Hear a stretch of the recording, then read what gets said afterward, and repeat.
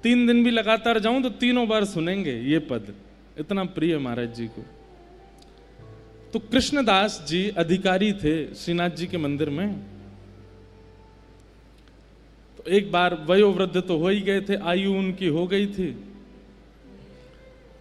कुआ का जल लेकर के जाते, उसी से जलपान कर, सब लोग इधर देखो, यहां देखो, कथा सुनो ध्यान से। कुआ का जल लेकर के जाते थे सेवा के लिए, अपने स्नान आदि सबके लिए। तो एक बार भोर में गए, कुआ से जैसे जल लेने लगे तो पांव फिसल गए और श्री कृष्णदास जी कुआं में गिर गए। और गिरे तो गिरे, प्राण चले गए, कृष्णदास जी के प्राण चले गए।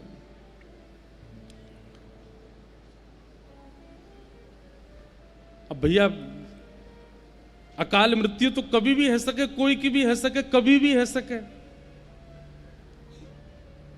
लेकिन ब्रजमंडल में उस काल में 2 संशय प्रकट हो गए। पहला संशय तो ये कि एक कृष्ण भक्त की अकाल मृत्यु कैसे हो सकती है। इतना भगवत भजन करने वाले, इतने सुंदर सुंदर पदों से ठाकुर जी को रिझाने वाले, इतने सुंदर भावों से ठाकुर जी का मुखोल्लास करने वाले, उनकी अधोगति, उनकी अकाल मृत्यु। और फिर एक बात बड़ी प्रचलित है भैया हमारे यहां कि अच्छी बात बहुत जल्दी फैलती नहीं है, लेकिन वहम वाली बातें आग की तरह फैल जाती हैं। किसी ब्रजवासी, भोरे भारे ब्रजवासी ग्वारिया ने यह बात फैला दी, बोले कृष्णदास जी तो भूत बन गए। 3 दिन हो गए थे कृष्णदास जी को गए। 3 दिन बाद एक ग्वारिया कोई जा रहे हो, तो उसी कुआ के बगल से जा रहा था जहां कृष्णदास जी के प्राण गए। तो जोर की हवा को झोंका आयो तो पेड़ हिल गयो। तो वहां ने दौड़ करके पूरे गांव में हल्ला कर दिया, बोले कृष्णदास जी तो भूत बन गए। मैंने देखे अपनी आंखन थे। बोले कैसे? बोले पेड़ के समान विशाल, ये बड़ी बड़ी आंख, और यूं हाथ करके मेरी ओर दौड़ रहे। अब इस भाव का दुष्प्रचार पूरे ब्रज में हो गया कि श्रीनाथ जी के परम सेवाधिकारी श्री कृष्णदास जी प्रेत बन गए।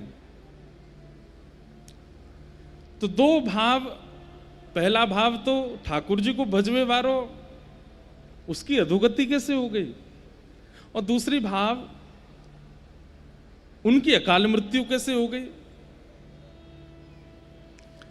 गिरिराज जी में या ऐसे सब अपयश हैन लगे, सब जगह लोग बाग कहने लगे भैया भजन वजन में कोई सार नहीं है, नाम जप में कोई सार नहीं है, इतनो भजन करे वारो कृष्णदास भी भूत बन गए हो।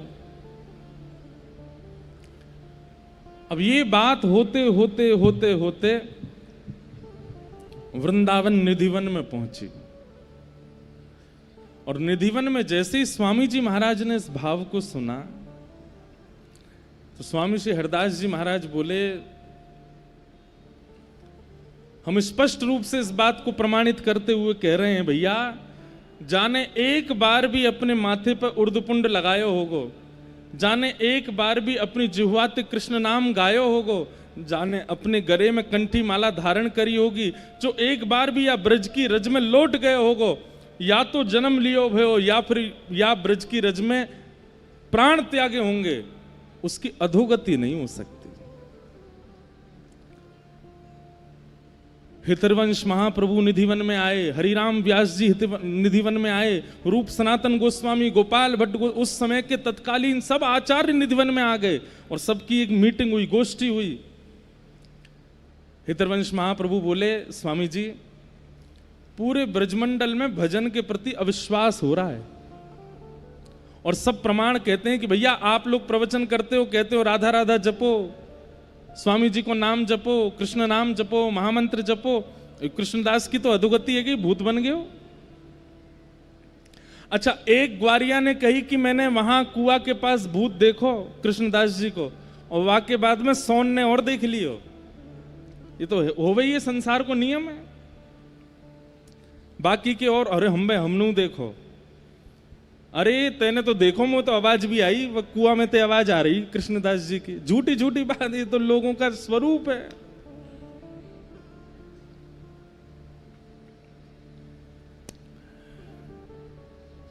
स्वामी जी महाराज,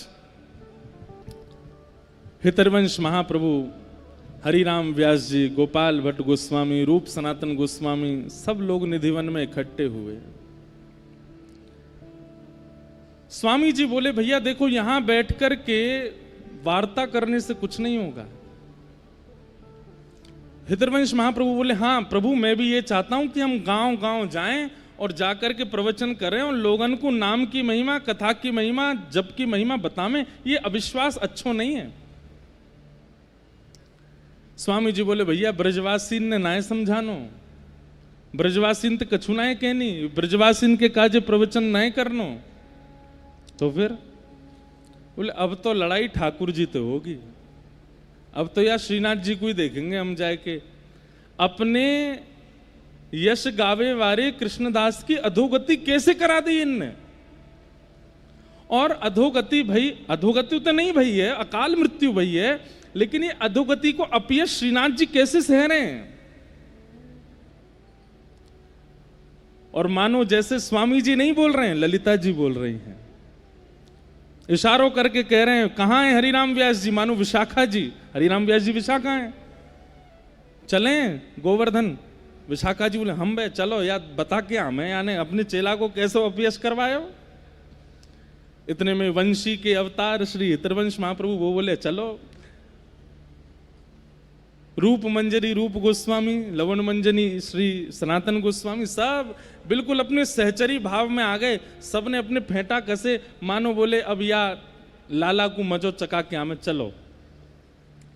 और निधिवन से पहली बार, ऐसे तो जाते रहते हैं आचार्य चरण पर, एक साथ वृंदावन के सारे शीर्ष आचार्य निकल पड़े गिरिराज जी के लिए।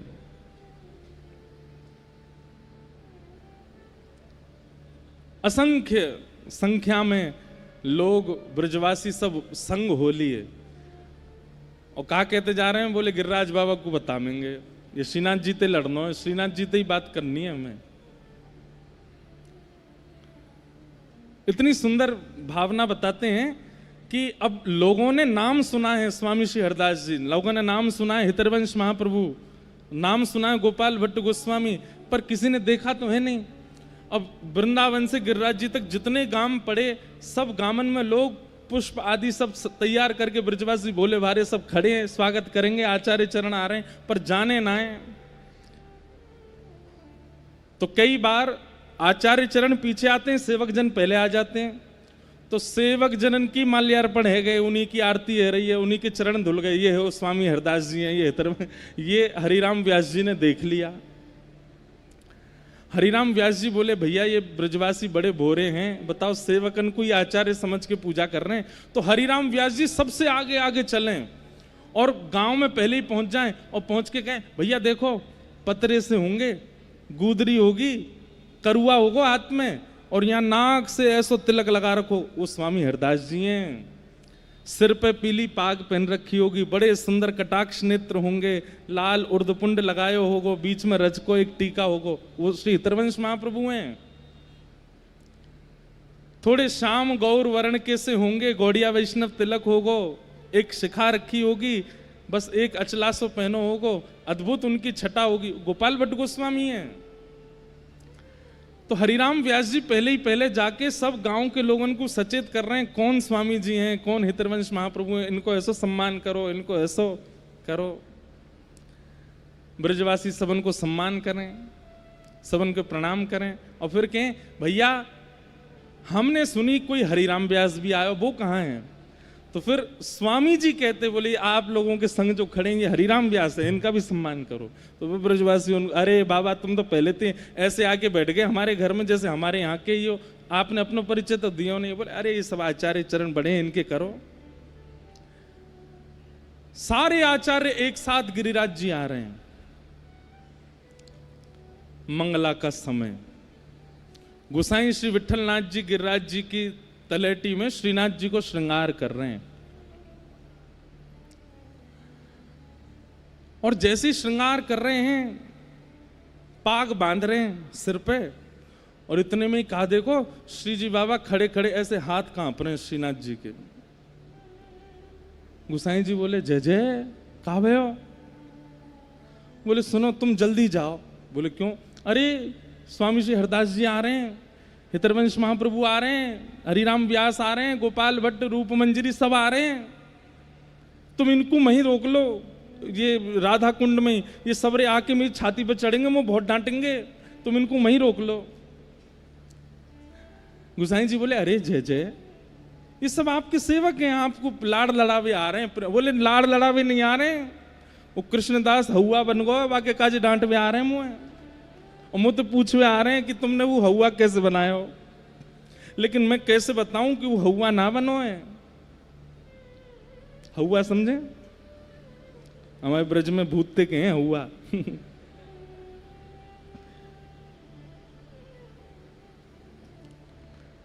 गुसाई जी बोले अरे आप काय को घबरा रहे हो? जगत नियंता, जगदाधार, परमेश्वर, ईश्वर, साक्षात त्रिलोकी नाथ, आपको कोई तो डरवे की जरूरत है। अरे स्वामी हरदास जी आमे तो डरू नहीं, हितरवंश महाप्रभु आमे तो डरू नहीं, पर ये यहां आती सबरी सखी बन जाएंगे, वो ललता बन जाएगी, विशाखा ते तुम्हें बहुत भय लगे, वो तो टेढ़ी टेढ़ी बात करे मोते। कैसे ठाकुर जी बात कर रहे हैं, गुसाई जी से कह रहे हैं सब सखी आ रही है, ये मुझको बहुत डांटेंगे, इनको रोको।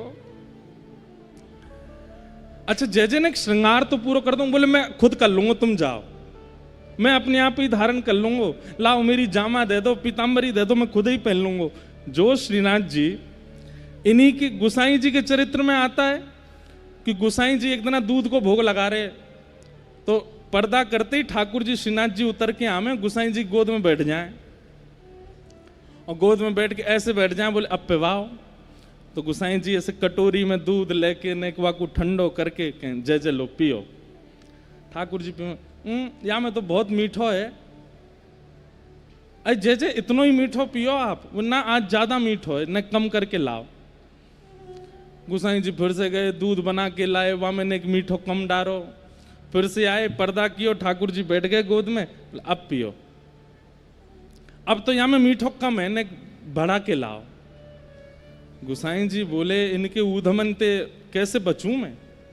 तो गुसाई जी अब के फीको दूध ले आए, और साथ में खांड अलग ते ले आए, और एक चम्मच ले आए, और ला के सामने धर दी। ठाकुर जी गोद में बैठा के बोले ये रही मिश्री, जेरो दूध, खुद मिलाओ पी लो।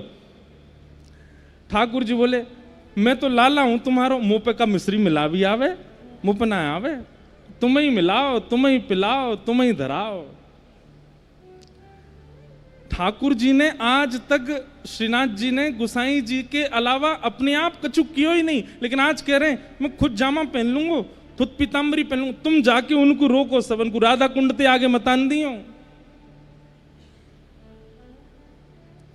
यहां षड गोस्वामियों में से एक श्री रघुनाथ गोस्वामी जी विराजते थे राधा कुंड में। अच्छा, रघुनाथ गोस्वामी जी का स्वामी जी से बहुत प्रेम था, स्वामी श्री हरदास जी से, वहां गोसाई विठलनाथ जी से उनका बड़ा स्नेह था। भैया ये संप्रदायवाद तो आजकल है गो है, पहले के आचार्य तो सब संग रहे, खूब आनंद कियो। एक ऐसी लीला आवे कि रघुनाथ दास जी जो थे ये अन्न नहीं पाते थे, एक बार इनको पेट खराब है गयो, तो गोसाई विठलनाथ जी आए, बोले कहा भयो रघुनाथ, रघु रघु कहते, रघु कहा भयो? अरे कछुना पेट ने गड़बड़ है गयो है। वैद्य बुलाया, वैद्य ने आकर के नब्ज देखी, बोले इनके पेट में अपच हो गई है। तो वैद्य को बाहर भेज के गुसाई जी बोले अरे तू तो अन्न खावे ना है, फिर अपच कैसे हैगी तेरे? ऐसा को लगे कि भीतर बैठ के खूब चकाचक माल छान तो दिखे, बाहर आके यूं कह दे कि मैं तो कछु ना खाऊं। रघुनाथ जी के नेत्र में सजल हो गए। रघुनाथ गोस्वामी बोले अरे मैं पाऊं तो कछु भी ना हूं, मैं तो केवल जल पे ही रहूं, पेय पदार्थ ही पान करूं, परंतु ये प्रिया प्रियतम दोनों मानसी में 56 भोग लगा में, मां जबरदस्ती मुँह को लड्डू पवा में, मुँह को मठरी पवा में, मुँह को कचौड़ी खवा दें, वहां से मेरे अपच है गई।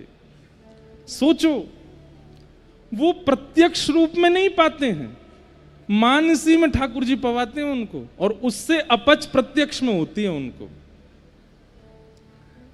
तो रघुनाथ जी, स्वामी जी से इनका बहुत प्रेम था, और सब आचार्यों का प्रेम था। तो सब लोग राधा कुंड में रुक गए। रघुनाथ पाद गोस्वामी जी ने सबको विराजमान किया, सबकी उत्तम व्यवस्था की। गोसाई श्री विठलनाथ जी 56 भोग लेकर के, खूब सारी मालाएं लेकर के जतिपुरा से पहुंचे राधा कुंड। राधा कुंड में जमात लगी है ब्रजवासी, और ब्रजवासियों के संग में सब आचार्य आए वृंदावन से। गोसाई जी ने जाकर के सबको प्रणाम की, जय हो जय हो, आज सब वृंदावन के आचार्य पधारे, सबको प्रणाम करूं। एक माला स्वामी जी को पहनाई, हितरवंश महाप्रभु को पहनाई, सबके चरणन में वंदन की और सबको बीड़ा प्रसादी दही 56 भोग दिए। हितरवंश महाप्रभु बोले, आपने इतना श्रम क्यों किया? राधा कुंड ते जतिपुरा आनी और दूर तो है ना, हम आ ही रहे वहां पे, आप क्यों आ गए? स्वामी जी बोले, अरे सुनिए महाप्रभु जी, आए तो आए, पीतांबरी पूरी पहना के और ना आए, अधूरी में ही छोड़े आए लाला। ये सुनकर के गुसाई जी बोले, जय जय, आपको सब पता है। बोले, आज छोड़ेंगे ना तुम्हारे लाला है, वक्त जाके कह दो कितनों बचले, आज बचेगो नहीं। गुसाई जी बोले, जय जय, छोटे लाल जी हैं, सुबह कांप रहे थे, आप लोग आ रहे, वो लाड़ प्यार के लाला हैं, ऐसे कछु मत कहो। वो कछु ना कहेंगे, बस न कान पकड़ेंगे, ना ना ऐसे मत करियो, न प्रेम तो चर्चा करियो। सब आचार्य चरण बोले, देखो कैसे ठाकुर जी, कहीं मेरी डांट नहीं पड़ जाए तो पहले ही भेज दिए कि वहीं जाके समझा दूं उन्हें। स्वामी जी बोले, चलो। और सब आचार्य चरण गिरिराज जी की तलेटी में भ्रमण करते करते आनी और पहुंचे। और जैसे ही श्रीनाथ जी के सन्मुख पहुंचे हैं, श्री जी बाबा खड़े हैं नीचे नेत्र करके, सामने स्वामी श्री हरदास जी महाराज, हितरवंश महाप्रभु, गोपाल भट्ट गोस्वामी, रूप सनातन को सब खड़े हैं। सबके मानो जैसे चित्त में, क्योंकि श्रीनाथ जी का एक नाम और है, क्या? निकुंज नायक। इनका नाम है निकुंज नायक। एक भाव यह भी है कि श्रीनाथ जी के पीछे जो गिरिशिला है, वहां निकुंज वहीं से प्रारंभ होता है। ठाकुर जी वहीं द्वार पे ही खड़े हैं, और द्वार पे मानो ऊपर भुजा और नीचे से ऐसे करके पूरे निकुंज को घेर के खड़े हैं। बोले, पहले मेरे चरणन में प्रणाम कर, मैं देखूंगो, अनुकूल लगेगो तो भीतर जावेगो, नहीं तो यहीं से वापस लौट जा। निकुंज नायक ठाकुर जी ऐसे खड़े हैं। हरिनाम व्यास जी बोले, स्वामी जी देखियो, ऊपर को देखो नहीं रहे हो, नीचे देख रहे है।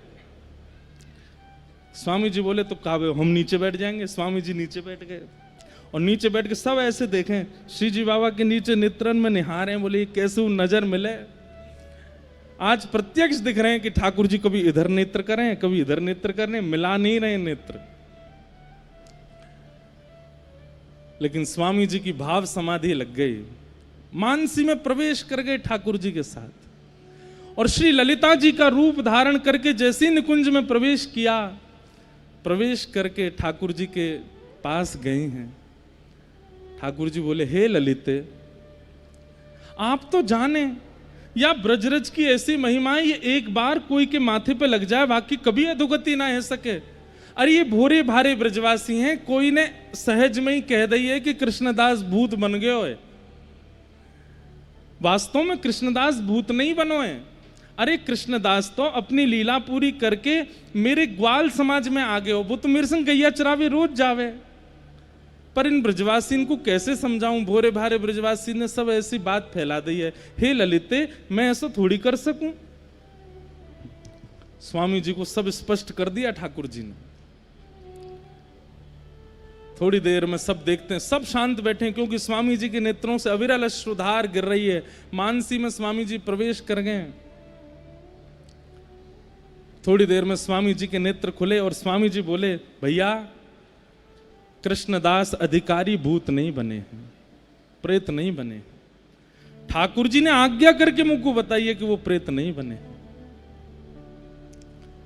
गुसाई जी बोले, जय जय, वो बात तो हम भी जाने, लेकिन या को प्रमाणित कैसे करें? ये ब्रजवासी कैसे मानेंगे?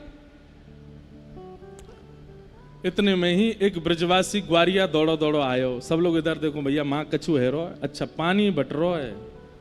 बता निर्जला है भैया आज, कम से कम कथा में तो प्यास ही रह लो। क्या बता रहा था मैं?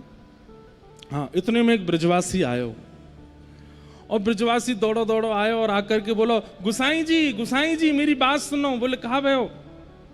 अरे मैं भोर में गैया चरावे गयो, और गैया चरावे जब गयो तो वहां मैंने असंख्य गैया देखी, और उन असंख्य गैयान के बीच में मैंने कृष्णदास जी देखे।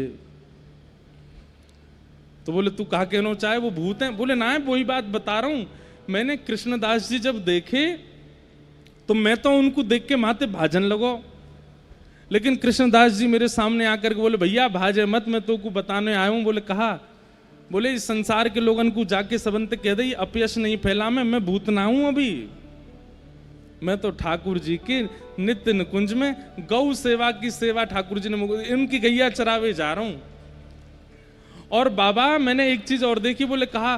बोले जब कृष्णदास जी के प्राण छूटे तब वो वयोवृद्ध थे, लेकिन आज जो मुझ को कृष्णदास जी मिले वो तो बिल्कुल युवा स्वरूप में, ऐसी सुंदर पाग बंदी, ऐसे सुंदर उनके गाल गोल मटोल चमक रहे। लेकिन सारी बात घूम करके यहीं आ जाए कि ब्रजवासियों को क्या प्रमाण देंगे हम? तब वो ब्रजवासी बोलो नहीं कृष्णदास जी से मैंने ये बात कही कि मैं ब्रजवासी को कैसे बताऊं कि आप प्रेत नहीं हो। तो बोले भैया या को एक ही प्रमाण है, गुसाई जी को पता है मेरो आसन कहाँ रखो है, गुसाई जी से कहो मेरो आसन हटावें और वहां के नीचे तेरे हाथ गड्ढा करें तो वहां 100,000 स्वर्ण मोहर मिलेंगी, और वहां से ये प्रमाणित है जाएगा कि भैया गुसाई कि कृष्णदास प्रेत नहीं है, कृष्णदास तो भगवत भाव को प्राप्त है कि सब लोग गए, ब्रजवासीन की भीड़ लगी है महाराज। तो जहां कृष्णदास जी को आसन हतो वह आसन हटा के भीतर गड्ढा करके देखो तो 1000 स्वर्ण की मोहर प्राप्त भई। वासे वा ब्रजवासी की बात सिद्ध भई कि श्री कृष्णदास जी प्रेत नहीं है। और तब स्वामी श्री हरदास जी, हितरवंश महाप्रभु और समस्त आचार्य ने ठाकुर जी की जाकर के बलैया ली और फिर गुसाई जी से कही, बोले अब हम सब ब्रज के रसिकन की ओर से ठाकुर जी को एक दिव्य 56 भोग को मनोरथ करो, क्योंकि ठाकुर जी ने ये स्वयं सिद्ध किया है कि मेरे भजवे वारे को मोकू भजवे वारे की कभी अधोगति ना होवे, वाकू तो मेरी प्राप्ति होवे। तो इसलिए भैया ये बात आप लोग अपने चित्त से निकाल देना कि भगवत भजन करने वाली की अकाल मृत्यु तो कभी भी हो सकती है, तो प्रारब्ध है। लेकिन हां ये बात स्पष्ट है कि नित्य ऊर्ध्वपुंड धारण करने वाला, एकादशियों का नियम करने वाला, कंठी धारण करने वाला, भगवान नाम जपने वाला, ब्रज में जन्म या ब्रज में मरण स्वीकार करने वाला, उसकी अधोगति नहीं होती, वो प्रेत योनि में नहीं है। हमारे ब्रज में तो गांव है।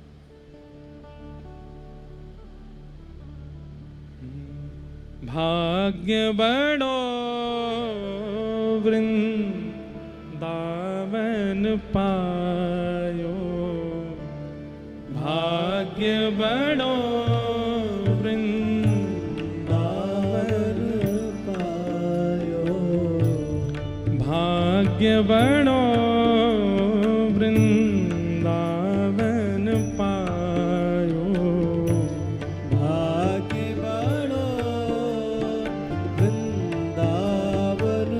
पायो। बाबा निधिवन वाले पूज्य महाराज जी बता रहे, बोले लाला हमारे ब्रज में जन्म लेवे पे ना गायो जाए, ये जब ब्रज में कोई अपनो शरीर छोड़ दे तब ये भाव गायो जाए। ब्रज में जन्म लेनो ब्रज की प्राप्ति एक बार को नहीं होगी, लेकिन ब्रज को स्मरण करते करते प्राण त्यागनो वो ब्रज की प्राप्ति है।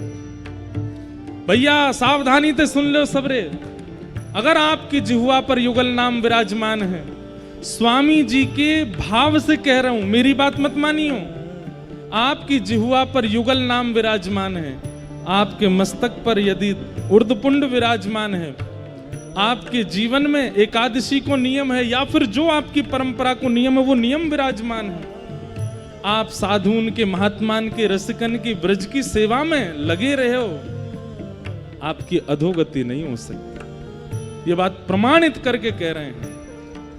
चाहे कैसे भी प्राण निकले, लेकिन कभी प्रेत योनि प्राप्त नहीं होगी। और तो और भैया, वृंदावन वाले तो यूं के प्रेत योनि तो बहुत दूर की बात, पुनर्जन्म नहीं होगा। श्रीधाम वृंदावन में, निज वृंदावन में प्रवेश मिलेगा।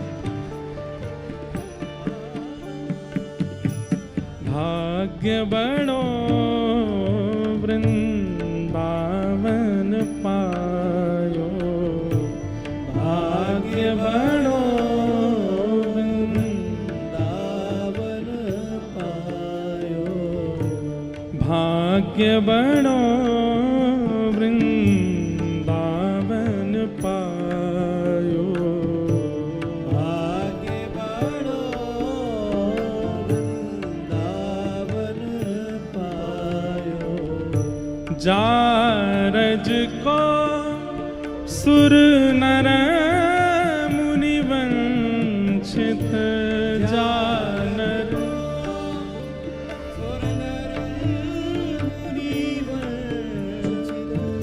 विधि शंकर सिर नायो, विधि शंकर सिर नायो, भाग्य बड़ो वृंदावन पायो, भाग्य बड़ो।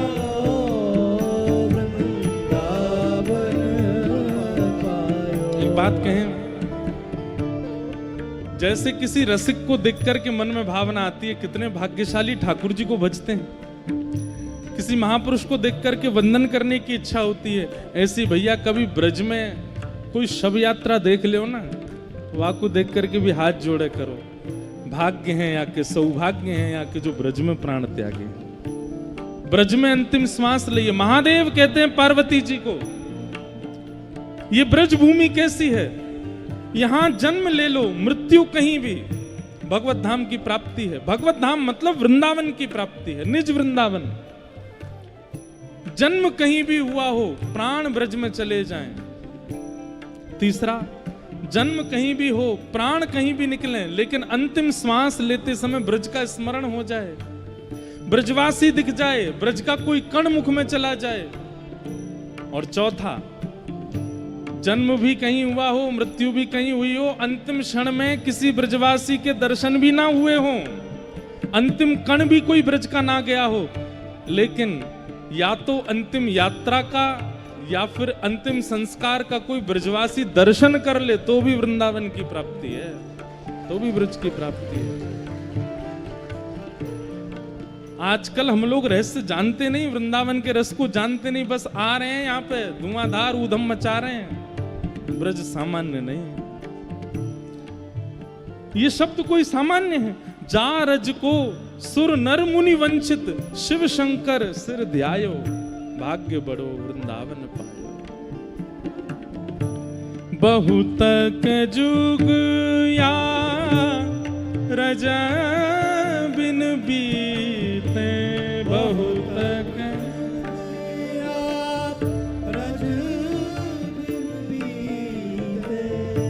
जन्म जन्म डहकायो, जन्म जन्म हे सूरज अब कृपा कर दीनी, सूरज अब हाँ, सूरज अब कृपा कर दीनी, सूरज अब कृपा कर दीनी। हे अभय निशान बजायो, अभय निशान बजायो, भाग्य बड़ो वृंदावन पायो,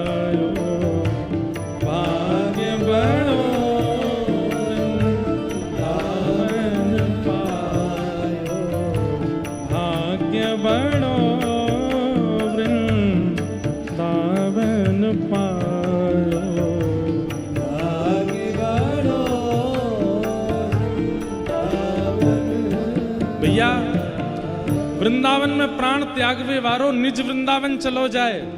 और वह निज वृंदावन में कौन मिले वाकू? अरे साक्षात स्वामी जी महाराज चलते हुए दिखेंगे।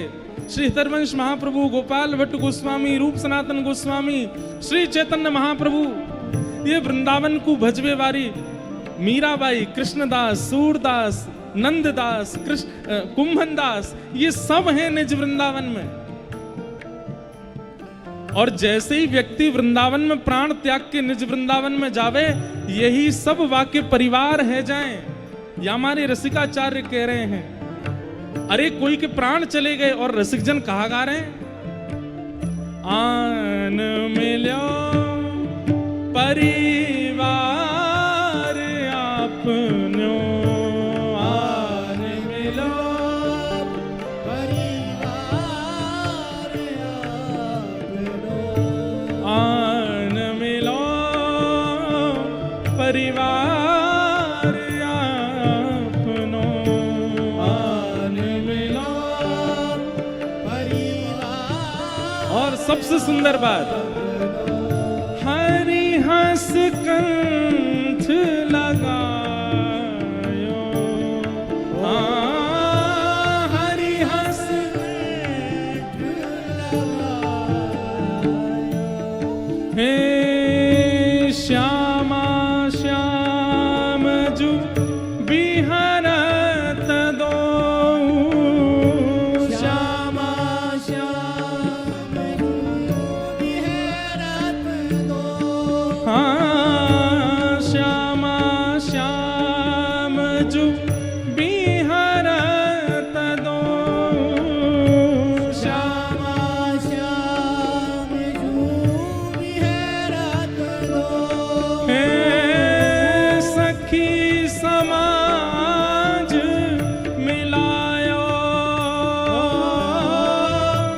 सखी समाज मिलायो, भाग्य बड़ो वृंदावन आयो, भाग्य बड़ो वृंदावन पायो। एक बात कहें भैया, यहाँ लगभग सब लोग भजन वारे बैठे हैं जो भजन करें। प्रिया प्रियतम मिलेंगे ना मिलेंगे पतो ना, और कोई कृपा हम पे होगी नहीं होगी पतो नहीं, लेकिन एक प्रार्थना ठाकुर जी से नित्य करो, बोले हे नाथ कछु दियो चाहे मत दियो, लेकिन अंतिम क्षण हमें नहीं पतो कब आएगो, वह समय बस सबरे रास्ता बंद कर दियो, हम बाहर जा ही नहीं पाओ, रहे यहाँ ब्रज में। और यदि कहीं बाहर निवास है तो ऐसो कोई योजना बनाइयो कि कैसे वो वृंदावन आ जाए और श्री धाम वृंदावन की रज हो, श्री यमुना जी का तट हो, श्री गंगा जी का तट हो, यमुना का वंशीवट हो, मेरा सांवरा निकट हो, जब प्राण तन से निकले, पीतांबरी कसी हो, मुखड़े पे एक हंसी हो, छवि मन में ये बसी हो, जब प्राण तन से निकले, उस समय जल्दी आना, नानाथ भूल जाना, प्यारी श्यामा को साथ लाना, जब प्राण तन से निकले। इतनी मेरी अरज है, मानो तो क्या हरज है, ये आपका फर्ज है, जब प्राण तन से निकले। बस हे ठाकुर जी, भले ही हमारी योग्यता ना हो आपके प्रत्यक्ष निकुंज के दर्शन की, लेकिन हमारे भजन के बल से, हमारे एकादशी के भाव से, हमारे सब नियमों का फल ये दे देना कि प्राण ब्रज में ही जाऊं, मैं और कहीं नहीं हूं। भाग्य बड़ो वृंदावन आयो, भाग्य बड़ो वृंदावन आयो, शोक संताप करो मत को, शोक संताप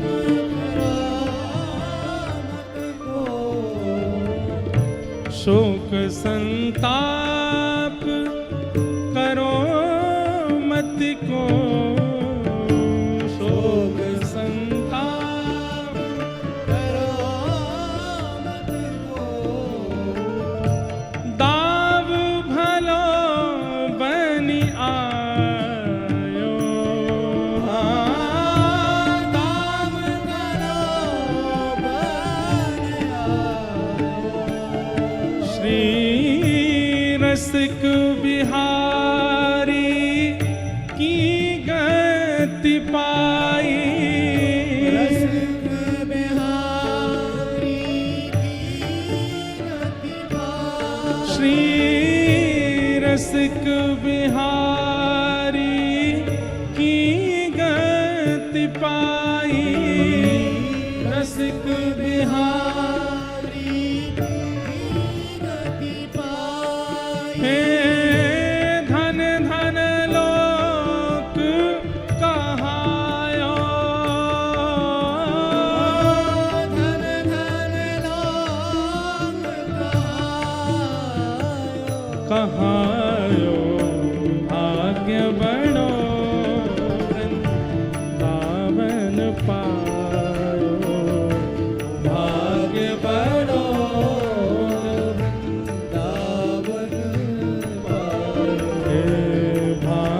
बनो वृंदावन पायो, भाग्य बनो वृंदावन पायो, भाग्य बनो वृंदावन पायो,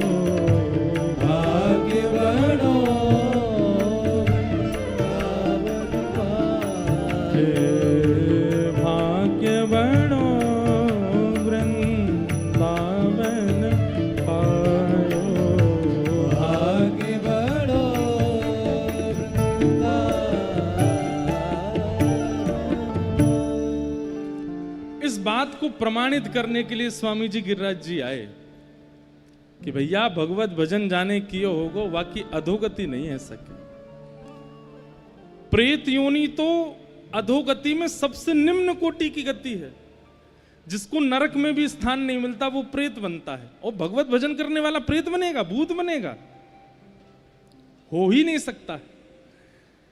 इसलिए संशय भी मत कीजिएगा कभी चित्त में, कोई भगवत भजनानंदी यदि अकाल मृत्यु ग्रसित हो जाए, भगवान ना करे कभी हो, पर हो जाए, तो उसके प्रति ये संशय बुद्धि मत लाइएगा कि क्या पता अकाल मृत्यु है, कहीं अधोगति ना हुई हो ना।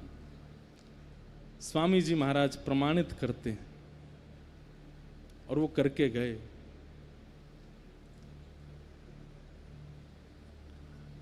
ऐसे एक सुंदर चरित्र है श्रीवंशी अली जी का। मैं कह रहा था एक दिन कि अगर मुझे अवसर मिला तो मैं जरूर उनका चरित्र सुनाऊंगा। ललित संप्रदाय के आचार्य, उनके ठाकुर जी आज भी दिल्ली में विराजमान है। एक तो ये बात पता चली कि दिल्ली में भी एक आचार्य प्रकट हुए हैं, नहीं तो लगभग प्रस्थान करेंगे। जय हो। अब आप तो पिताजी महाराज, अब आप आए हैं तो कछु कह के जाएंगे तो ही अच्छा लगेगा, नहीं तो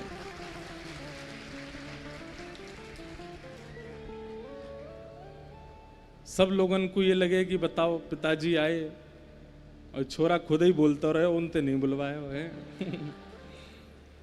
तो हमारे प्राण धन, हमारे जीवन धन, हमारे गुरुदेव भगवान, हमारे पूज्य पिताजी महाराज, जिनकी कृपा दृष्टि से ये सब भाव आप सबके मध्य प्रस्तुत होते हैं, ऐसे पूज्य गुरुदेव भगवान आए हैं।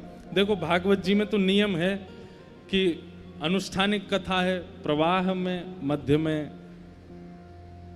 कथा का रुकना नहीं चाहिए, लेकिन ये तो उत्सवात्मक कथा है और यहाँ रसिकों की चर्चा चल रही है, भक्तों के चरित्र चल रहे हैं, वृंदावन रसिकों की रस चर्चा है। उसके मध्य में तो आचार्य चरणों का भाव ऐसा समझो कि जैसे मानो सुंदर आप दाल भात पा रहे थे तो बीच में ने पापड़ आयो है, वाकू भी मिला के और स्वादिष्ट बना लो। हाँ, तो ये तो, या फिर ऐसा समझो कि नमकीन नमकीन बहुत पायो, अब ने एक मिठास ले, अब ने एक मीठो कछू पाओ। तो ये तो आचार्यन को उत्सव है। या में मध्य में यदि आचार्य महापुरुषन की वाणी सुनने को मिले तो ये तो सौभाग्य है। तो सब लोग सुनो। फिर वंशी अली जी एक महापुरुष हुए दिल्ली में। दिल्ली वाले कितने लोग बैठे, हाथ ऊपर करिए। हमको ऐसा लगे कि दिल्ली वाले इनके पास बेचारे, इनके पास केवल एक वृंदावन ही है 150 किलोमीटर दूर, पर दिल्ली में भी एक आचार्य चरण प्रकट भये हैं और उनकी लीला हम लोग अभी श्रवण करेंगे। परे रहो वृषभानु के द्वारे, पड़े रहो वृषभानु के द्वारे। सब लोग गाओ। पड़े रहो वृषभानु के द्वारे, पड़े रहो वृषभानु के द्वारे। जहाँ मेरी लाडली राधा, जहाँ मेरी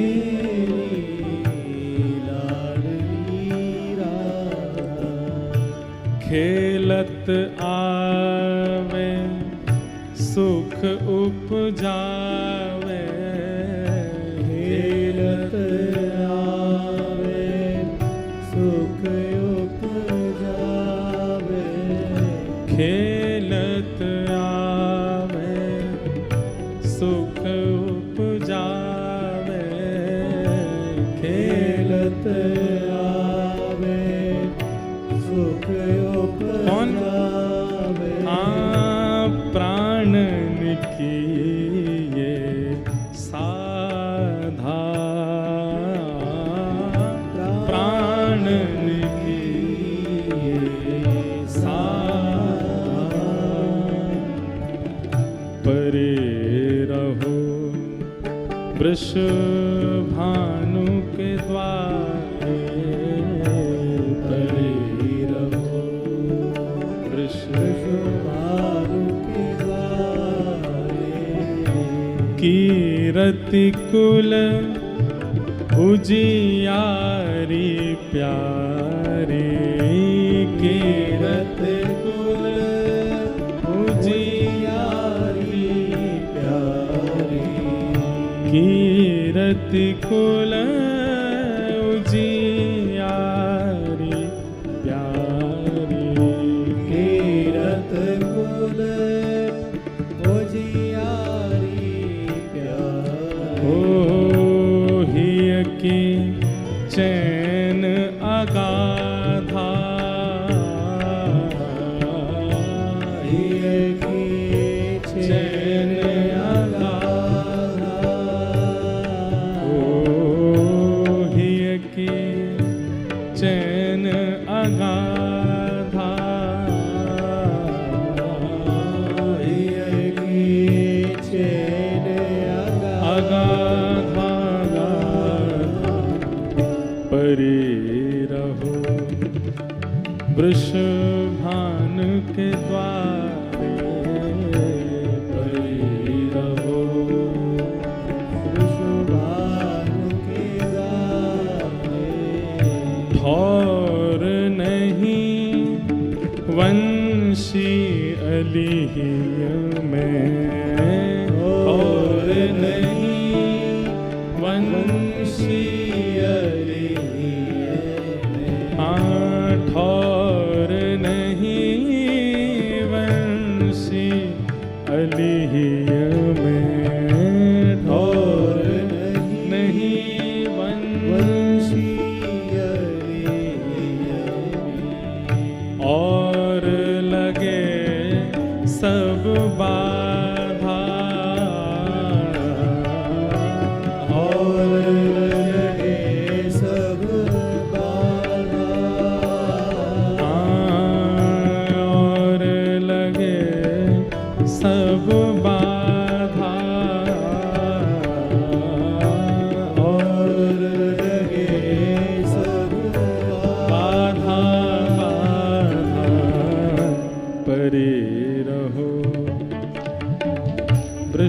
वृषभान के द्वारे, बने रहो वृषभानु। कितने सुंदर भाव ये श्री वंशी अली जी क्या कह रहे हैं, बड़ी रहो वृषभान के द्वारे जहां मेरी लाडली राधा।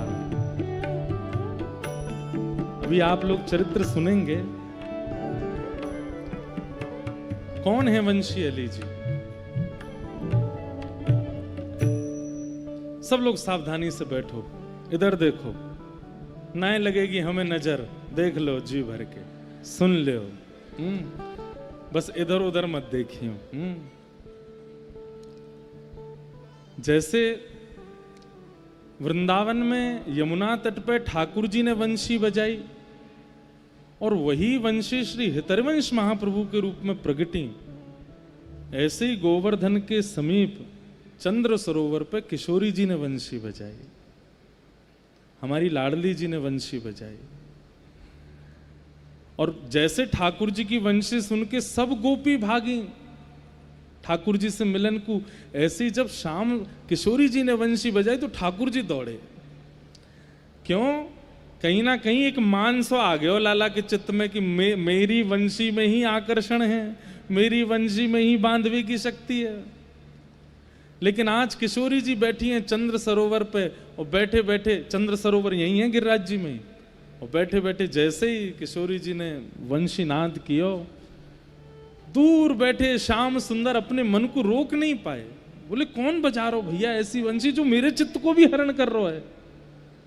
और तब दौड़ करके देखे तो वृषभानु नंदिनी श्री राधा रानी अपने कोमल अधर पर वेणु धारण करके अपने कोमल उंगलियों से उसके छिद्रों को आच्छादित करते हुए वादन कर रही हैं। दूर बैठे, ठाकुर जी समीप नहीं आ रहे, दूर कुंज से ही बैठे। जब जब बहुत प्रिय वस्तु, बहुत प्रिय दृश्य सामने आता है ना, तो समीप जाने की इच्छा नहीं होती, दूर से ही निहारने की इच्छा हो गई। श्याम सुंदर के नेत्रन में अश्रुपात है रहे, प्रेम अश्रु छलक पड़े, किशोरी जी ऐसी मधुर वेणु बजा रही हैं। वे ही किशोरी जी की वंशी कलिकाल में वंशी अली के रूप में प्रकट भई। ठाकुर जी की वंशी हितरवंश महाप्रभु और किशोरी जी की वंशी श्री किशोरी अली, जिनका नाम वंशीधर था, पूर्व का नाम। और इस बात का प्रमाण क्या हुआ कि ये किशोरी जी की वंशी हैं? तो चरित्र में वर्णन आता है कि एक बार वंशी अली जी दर्शन करने के लिए गई जगन्नाथपुरी। तो जैसे ही आप जगन्नाथ जी के मार्ग में थी, वहां ब्रह्म वेदी पर बैठे हुए महाप्रभु जगन्नाथ ऐसे झूमने लगे। तो सब पंडा पुजारी सब बोले जय जगन्नाथ जय जगन्नाथ, महाप्रभु जी की जय हो, जय जय, इतने प्रसन्न कैसे है रहे हो?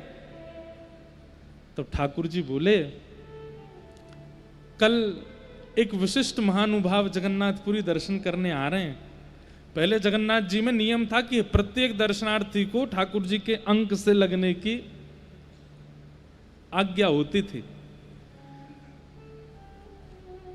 ठाकुर जी बोले कल एक विशिष्ट महानुभाव व्रत से आ रहे हैं, उनको मेरे अंक से लगाए दिए। पंडा पुजारी बोले जय जय, ऐसा कहा है उन महानुभाव में, ऐसी कौन सी विशेषता है? तो महाप्रभु जगन्नाथ जी के नेत्र सजल हो गए और नेत्र बंद करके स्मरण करने लगे। बोले चंद्र सरोवर पर किशोरी जी ने जा वंशी को नाद कियो, वही कलिकाल में श्री वंशीधर वंशी अली वो जगन्नाथपुरी आ रहे हैं, आप उनको लाई करके मेरे हृदय से लगा दिए। वो किशोरी जी की वंशी के अवतार हैं, आप उनको लेकर के आई हो। दूसरे दिन जैसे ही वंशी अली जी रात में पहुंचे, पूरी रात व्याकुल रहे, जगन्नाथ जी के दर्शन करेंगे, महाप्रसाद पाएंगे, जगन्नाथ जी को निहारेंगे, इतने भावावेश में। लेकिन आप जैसे ही मंदिर पहुंचे तो द्वार पे ही लोग एक एक आदमी को रोक को पूछे तुम्हारा नाम क्या है, तुम्हारा नाम क्या है। जैसे ही वंशीधर जी पहुंचे तो आपसे पूछी आपका नाम क्या है? तो आपने कही वंशीधर। बोले आप वंशीधर वृंदावन से आए हैं? बोले जी। अरे अरे आओ आओ आओ, पंडा पुजारी आ गए, सबरे उनको गोद में जैसे जगन्नाथ जी को उठावे ऐसे उठा के ले गए मंदिर में। उनको विश्वास ही नहीं, भैया तुम सबरे कैसे जानो। सब जय जयकार करने लगे, वंशी अली जी की जय हो, वंशीधर जी की जय हो। और महाप्रभु जगन्नाथ जी ब्रह्म वेदी पर झूम रहे हैं। विचार भी नहीं किया था कि इतना प्रेम मिलेगा। जब गए सन्मुख, जय जय, इतना प्रेम क्यों बरसाए हो। तो पुजारी जी बोले आप पूर्व में किशोरी जी की वंशी रहे हैं, इसलिए आप वंशी अली के रूप में प्रकट भए। आपकी आवे की सूचना महाप्रभु जी ने हमको दी। ये सुनकर के वंशी अली जी भावावेश में चले गए कि महाप्रभु जगन्नाथ जी मुझको याद करें, मेरी पता है उनको। उससे ये बात सिद्ध हो गई कि भैया ये किशोरी जी की वंशी ही वंशी अली के रूप में प्रकट। अली मतलब सखी, अली मतलब सहचरी। हमारे ब्रज में अली अगर कहें तो या को मतलब वंशी आली, वंशी अली यानी कि वंशी सखी। तो श्री वंशी अली जी आई हैं धराधाम पर, उन्हीं को ये भाव है। परे रहो वृषभानु के द्वारे, परे रहो वृषभानु के द्वारे, जहाँ मेरी लाडली राधा, जहाँ मेरी लाडली राधा, ठौर नहीं वंशी अलिया में, ठौर नहीं वंशी अलिया में, और लगे सब बाधा, और लगे सब बाधा, बाधा पड़े रहो वृषभानु के द्वारे, पड़े रहो वृषभानु के द्वारे। आपके पिताजी श्री प्रद्युम्न मिश्र जी और माता श्री कृष्णावती जी, जिनके यहाँ वंशीधर जी का जन्म हुआ। जन्म हेते ही ये बात तो देखी गई, समस्त आचार्यों के प्रादुर्भाव में कुछ विलक्षणता है। वंशीधर जी का जब जन्म हुआ तो जन्म लेते ही इन्होंने मातृ दुग्ध पान नहीं किया, अपनी मैया को दूध नहीं पियो, नेत्र नहीं खोले, मुख से कोई स्वर नहीं निकालो, हाथ में मतलब बस श्वास चल रही है और कुछ नहीं किया। आपके पिताजी पहले वृंदावन में विराजते थे, ललित कुंज नाम से स्थान पे आप विराजते, वहां आपके ठाकुर जी। परंतु फिर किसी कारण से फिर दिल्ली में विराजे और वहां चांदनी चौक के पास में श्री लाडली जी को मंदिर है, वही आपके प्रियालाल जी हैं। तो ध्यान से सुनियो, आपको जन्म भयो लेकिन आपने कोई प्रतिक्रिया नहीं की। एक बालवत नेत्र बंद करके, मुख बंद करके बस श्वास चल रही है, जीवित अवस्था है लेकिन और कोई प्रतिक्रिया नहीं। जिस बात से सब माता पिता बड़े दुखी है गए, बोले ये कछु कहमे ही नहीं है। अब ब्रज से संबंध था माता पिता को, तो ब्रजवासी भी गए, पतो चली दिल्ली में भैया प्रद्युम्न जी के यहाँ लाला भयो है, चलो बधाई दे के यहाँ में बधाई लेके ब्रजवासी गए। और ब्रजवासी ने जाकर के खूब बधाई, खूब आनंद किया, लेकिन घर में तो सब उदास। प्रद्युम्न पिताजी आपके जो, उनने कही भैया लाला तो भयो, श्वास चल रही है लेकिन ना तो मैया को दूध पीवे, ना नेत्र खोले, ना कोई स्वर निकाले, हम कैसे उत्सव मनाएं। तो एक बड़े योग्य ब्रजवासी वो बोले लाओ मोए दो, गोद में लियो। और जैसे मुखाकृति देखी तो मंद मंद मुस्कान है, आहा, जैसे मानो किसी मानसी अवस्था में हो बालक। समीप कान लेकर के और भाव से कही राधा राधा राधा राधा राधा श्री राधा।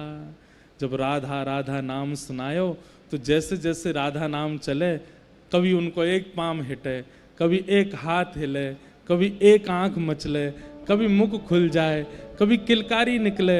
ऐसे करते करते ज्यों ज्यों राधा नाम भयो, दोनों नेत्र खुल गए, भुजा खड़ी है गई, पाम चलन लगे, मुख से स्वर निकलन लगो। सब कहने लगे, अरे भैया प्रद्युम्न जी, तुम्हारे यहाँ कोई किशोरी जी की सहचरी आई है। ये संसारी जीवन को नाम सुन के, उनकी पुचकार देख के, उनके भाव जान के नहीं उठ रही है, किशोरी जी को नाम सुन के उठ रही है। और तब उत्सव मनो, और फिर राधा नाम उते ही उत्सव मनो। ऐसे श्री वंशी अली जी जन्म से ही उनमें लक्षण दिखने लगे श्री जी सखी के। बाल्यावस्था आपकी ऐसी कि जैसे जैसे आप बड़े भये, सामान्य बालक तो खेलते हैं, कूदते हैं, दुनिया भर के उधम करें, पर आपकी तो एक ही केली है। जो भी आपके सखा हैं उनसे भी अलग अलग धुन में, अलग अलग भाव से कैसे भी राधा राधा गाओ बस। और बाल्यकाल में ही अपना श्रृंगार कर लेते और श्री जी की तरह बनकर के, वैसे तो सखी भाव है, तो सखी भाव में बनकर के फिर डोलो करते घर में। पिताजी धोती लेके आवे, कुर्ता बगलबंदी लेके आवे, पर ये तो लहंगा पहन के डोले, वही भाव में रहे श्री जी के भाव में। बंधुओं एक बात कहें, कई बार भक्ति ना आती है जीवन में, लेकिन पारिवारिक ऐसा माहौल मिलता है कि उनको वो स्वीकार नहीं होती। इससे व्यथित मत होइए। कैसे कितने सारे आचार्य चरण थे जिनके परिवारों ने भी नहीं स्वीकार किया उनके भक्ति भाव को। आपके पूज्य पिताजी महाराज बड़े अच्छे वक्ता थे कथा के, जगह जगह जाते कथा करते, यजमानी थी उनकी। लेकिन आपकी ऐसी इन लीलाओं को देख करके माता जी को बड़ी चिंता होती थी। बोले कि यार ये कहीं सब सखी सखी बोले, याकू सब या के प्रति ऐसा भाव रखें। और अपने पतिदेव से उन्होंने याचना करी, बोले कि या को ब्याह कर दो। 15 वर्ष की छोटी आयु में ही उनका ब्याह कर दिया। लेकिन जाके चित्त में एक बार श्री जी विराजमान है जाए, फिर चाहे कैसी जीवन की स्थिति है जाए, फिर वो निकलें थोड़े ही हैं। आपका नियम था, प्रत्येक वर्ष हर दिन प्रतीक्षा करते थे राधाष्टमी कितनी दूर है। हर दिन सुबह उठ करके आपका एक ही नियम, आज कौन सी तिथि है और अब आज की तिथि से राधाष्टमी कितनी दूर है। और उतनी बार किशोरी जी को नाम जप करते। और जैसे आज से राधाष्टमी 15 दिन दूर है, तो श्री राधा श्री राधा श्री राधा श्री राधा। और जैसी 14वीं बार राधा बोलते और 15वीं बार राधा बोल के तुरंत भुजा उठा के बधाई हो, ऐसे रोज बधाई देते और प्रतीक्षा करते कब आवेगी राधाष्टमी। विचार करो, मैं तो 15 दिन बताए, अब सोचो 6 महीना दूर है राधाष्टमी, तो 6 महीना में जितने दिन हैं उतने दिन गिनते, श्री राधा श्री राधा श्री राधा। और जैसे ही राधाष्टमी वाली तिथि आती मुख पे, राधाष्टमी वाला दिन आता, 6वें महीना जोरते बधाई देते, पूरे घर में हल्ला है जातो। माता पिता सब कहते पतो ना कहाँ है, क्या भाव में रहे। एक बार की बात, किशोरी जी की बधाई गव रही थी राधाष्टमी की, और वो बधाई सुनकर के आप इतने भाव निमग्न है गए, इतने भाव निमग्न है गए, झूम झूम करके नृत्य कर रहे हैं, घूम घूम करके नृत्य कर रहे हैं। देखो एक बात कहते हैं, नृत्य सोच विचार के नहीं होता कि अब ये वालो भजन आवेगो, ये वालो पद आएगो तो हम नाचेंगे। नहीं, नृत्य किसको कहें कि कोई ऐसी भावना प्रकट भई कि आप स्वयं को रोक ही नहीं पाए। आपके नेत्र बंद है गए, चरण कहीं जा रहे हैं, हाथ कोई भंगिमा कर रहे हैं, कभी कोई पे पाम धर दियो, कभी कहीं। वो नृत्य का रूप होता है कि जहां आप अपने वश में आके नृत्य नहीं कर रहे हैं, विवश होके नृत्य कर रहे हैं। वैसा नृत्य कर रहे थे वंशीधर जी। नृत्य करते करते करते करते करते करते आपको भावावेश हो गया और तुरंत आप वहीं चौक में ही भाव समाधि में गिर पड़े। नेत्रों से अविरल अश्रुधार गिर रही है और मन में केवल विरह श्री जी का व्याप्त है। हमारी भोरी सखी जी का एक भव है, अखियां जो पे चकोरी होती, अखियां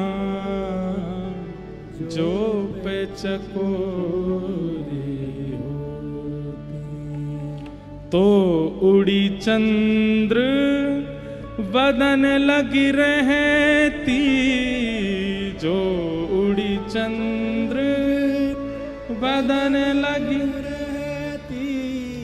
बैठ बैठ क्यों रोती,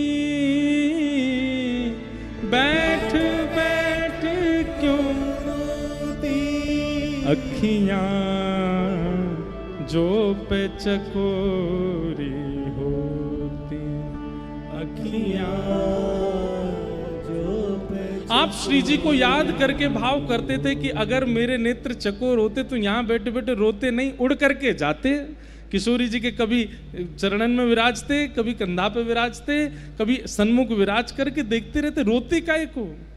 अखियां जो पे चकोरी होती, अखियां जो पे चकोरी होती, एक टक सुधा माधुरी छाकी, एक टक सुधा माधुरी छाकी, उमगी उमग पग धोती, अखियां उमग उमग धोती, भोरी हित नित तरसत द्वारे, भोरी हित नित तरसत प्यारे, वृथा जन्म क्यों खोती, अखियां वृथा जन्म क्यों खोती, अखियां जो पे चकोरी होती, अखियां जो पे चकोरी होती। इतनी याद करते किशोरी जी की, वहीं राधाष्टमी पर नृत्य करते करते गिर पड़े और घंटों तक भाव समाधि में रहे। और उसी भाव समाधि में श्री प्रिया जी प्रकट हो गए और प्रिया जी ने प्रकट होकर के कही, अरे वंशी तू कायकू ऐसे रोवे, तू चिंता मत करे, तेरे घर के आंगन में एक वृक्ष है, वह वृक्ष के नीचे ही मेरा एक स्वरूप विराजमान है, तू जाए करके मेरा स्वरूप वहां से पधराए ले। और ये सुनते ही तुरंत आपको चेतना आई और ठीक राधाष्टमी के दिन ही आप दौड़ करके किशोरी जी की आज्ञा से गए। सब घर के लोग पीछे दौड़े, कहाँ जा रहे हैं। तभी एक वृक्ष था, उस वृक्ष के नीचे मिट्टी खोदन लगे और सब घर के कहें, अरे कहाँ कर रहे हो भैया, वंशीधर कहाँ कर रहे हो है। लेकिन आप भावावेश में खोदते चले गए और तभी थोड़ी देर में वहां से श्री प्रिया जी को सुंदर स्वरूप आपको प्राप्त हुए। और वो आज भी दिल्ली के चांदनी चौक के मंदिर में विराजमान है, वही स्वरूप। उनके हाथ में वंशी है किशोरी जी के।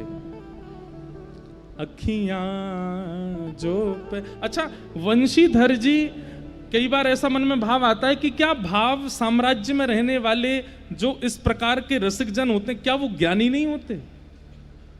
वो ज्ञानी भी उच्च श्रेष्ठ के ही होते हैं, उच्च श्रेणी के होते हैं। ये केवल भाव साम्राज्य में रहते, मानसी भाव में रहते, किशोरी जी के प्रेम रस में रहते, सखी भाव में रहते, इसका मतलब ये नहीं कि उनको ज्ञान नहीं था, परम ज्ञानी थे। एक बार आप जयपुर गए पिताजी के साथ, तो गोविंद देव जी के मंदिर में वहां के राजा ने एक कथा करवाई। वो कथा में आप सुनने गए, तो ऐसे श्रोताओं में ही बैठे थे। तो कथा में प्रसंग आया कि भगवान सांदीपनी गुरुकुल जब पढ़ने गए तो सांदीपनी गुरु जी को जब दक्षिणा दी, तो दक्षिणा में गुरु माँ ने कहा कि पांचजन्य नाम का राक्षस हमारे पुत्र को ले गया है। कृष्ण, यदि गुरु दक्षिणा देनी है तो पांचजन्य राक्षस से हमारे पुत्र को ले आओ। तो ठाकुर जी गए और पांचजन्य राक्षस का वध करके गुरुदेव के पुत्र को ला करके दिया, और पांचजन्य राक्षस के अस्थियों से शंख बना, जो भगवान का शंख पांचजन्य कहलाया। तो कथा में ये प्रसंग चल रहा था, अचानक राजा ने एक जिज्ञासा प्रकट करी। बोले, हे महाराज जी, हे व्यास जी, आप 2 दिन पहले कृष्ण जन्म जब कर रहे थे तब आपने श्लोक बोला था, तमद्भुतम बालकमम्बुजे क्षणम चतुर्भुजम शंख गदायुधायुधम। आपने कहा था कि भगवान कृष्ण का जब जन्म हुआ तो उनके हाथ में पांचजन्य शंख था। तो जब जन्म से पूर्व ही ठाकुर जी पर पांचजन्य शंख था तो फिर ये लीला कैसे हुई? ये गुरुदेव के द्वारा पांचजन्य के यहां से पुत्र को लाना और ये पांचजन्य की लीला 2 बार कैसे हुई? ये तो पहले से ही था ठाकुर जी पे, तो फिर दोबारा कैसे पांचजन्य शंख आया? तो जो कथा कर रहे थे व्यास जी वो निर्वाक हो गए, उत्तर नहीं दे पाए। बड़े बड़े आचार्य वहां बैठे थे, सब निर्वाक हो गए। तब आपके पिताजी प्रद्युम्न जी ने कहा, हमारे पुत्र उत्तर देंगे, वंशीधर जी। तो वंशीधर जी मंच पे आए और मंच पर आकर के बोले, सबको प्रणाम। बोले, भैया देखो, जैसे जय विजय ही रावण और कुंभकर्ण बनते हैं, लेकिन ऐसा थोड़ी है कि वो जब रावण और कुंभकर्ण बनते हैं उस समय वो जय विजय की पदवी छोड़ देते हैं, ऐसा नहीं है। वो सदा जय विजय की पदवी में रहते हैं, पर लीलात्मक भाव से उन्हीं का अंश ही जय विजय रावण कुंभकर्ण बन करके आता है, शिशुपाल दंतवक्र बन करके आता है। ऐसे ही ठाकुर जी के समीप रहने वाले जितने आयुध हैं, जितने जन हैं, ये सब तो नित्य पार्षद हैं। ये पांचजन्य शंख तो लीलात्मक भाव से पांचजन्य राक्षस के माध्यम से मिला है, परंतु वो वास्तव में तो नित्य में ठाकुर जी के पास ही रहता है। समझ में आई बात? इधर देखो, तब समझ में आवेगी। देखो, अति संयोग में प्रेम घटता है, और ये जितने परिकर हैं ठाकुर जी के, ये इतने समीप रहते हैं, इतने समीप रहते हैं कि इनके चित्त में कई बार प्रेम लक्षणा भक्ति उमड़ नहीं पाती। तो ये ठाकुर जी से याचना करते हैं, नाथ हमको आपका कभी विरह ही नहीं होता। तो ठाकुर जी इनको विरह देने के लिए, इनके चित्त में थोड़ी व्याकुलता प्रदान करने के लिए लीला करवाते हैं। इसीलिए जय विजय नित्य पार्षद रावण कुंभकर्ण बन के आते हैं, और पांचजन्य शंख ये पांचजन्य राक्षस की अस्थियों से दोबारा निर्मित होकर के, कुछ दिन का वियोग इनको सहाना होता है ना, इसलिए ये लीला हुई। ये उत्तर सुनकर के राजा तो प्रसन्न हो गए, नन्हे से इतने सुंदर उत्तर दे रहे हैं। और उसके बाद जयपुर में भी आपकी खूब, जयपुर में भी स्थान है श्री वंशी अली जी का। तो आप इतने भाव साम्राज्य में रहते थे, लेकिन आप ज्ञानी भी बहुत थे। राधाष्टमी पर प्रिया जी पधारी और उन प्रिया जी को आपने मंदिर में विराजमान कर दिया।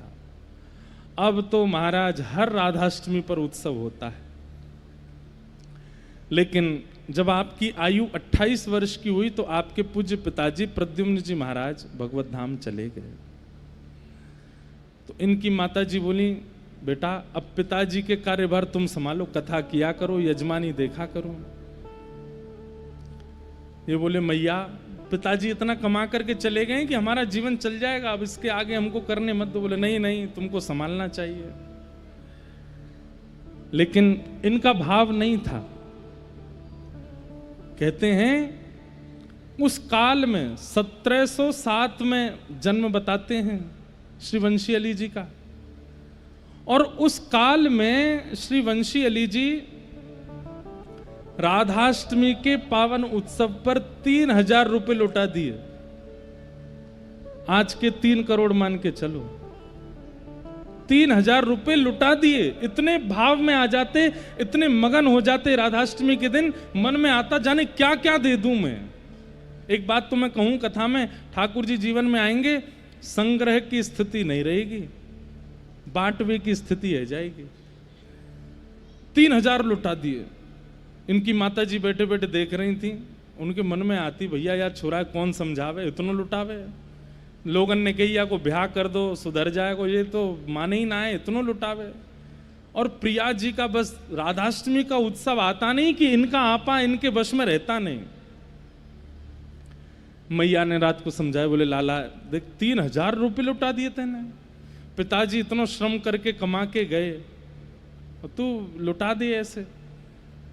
आप बोलते, मैया ये घर कौन को, ये परिवार कौन को, ये सब कुछ प्रिया जी को, प्रिया जी स्वयं पधारी है। ये सब उनको है, उनके उत्सव में तो करण देकर हो आनंद। नहीं नहीं, अगली बार से ऐसा मत करियो।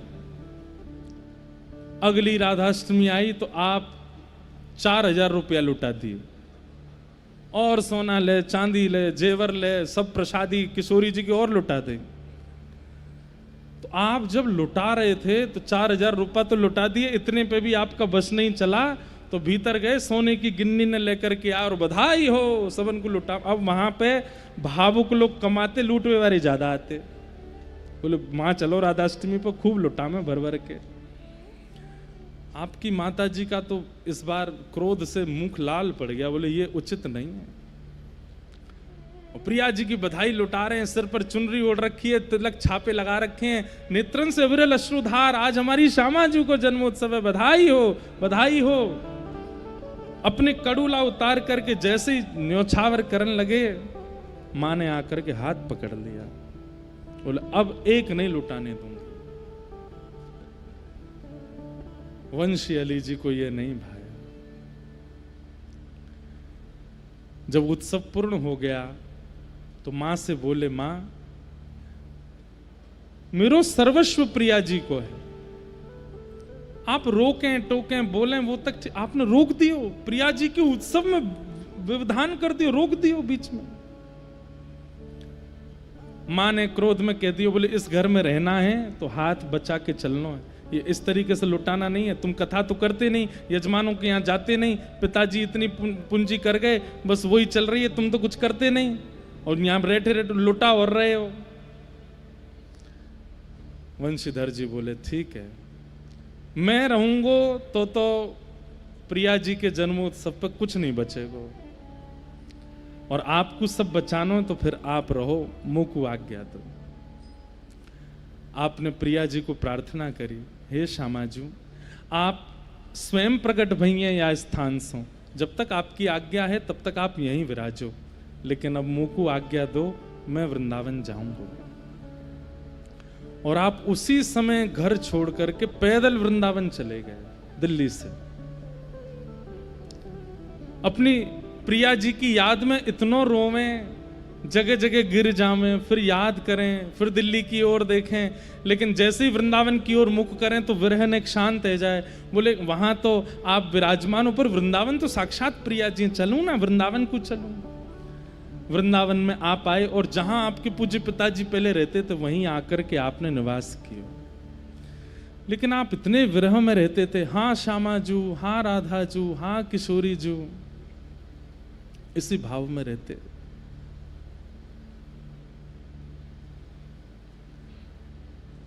ठाकुर जी को विरह तो सबने सुनो, श्याम घन कब बरसे गो आए, बड़े बड़े रसिकन ने गायो, लेकिन किशोरी जी को विरह एक मोते बोले महाराज जी आप हर कथा में गाते हो, सुन राधिका दुलारी, तेरे द्वार का भिकारी हूं मैं, श्याम का पुजारी, हमें श्याम ना मिला। महाराज जी कभी कोई ऐसा भाव गाओ जहां में ठाकुर जी से कहें कि हमें किशोरी जी कैसे मिलेंगी। मैंने कि यार तेने बात तो अच्छी बताइए,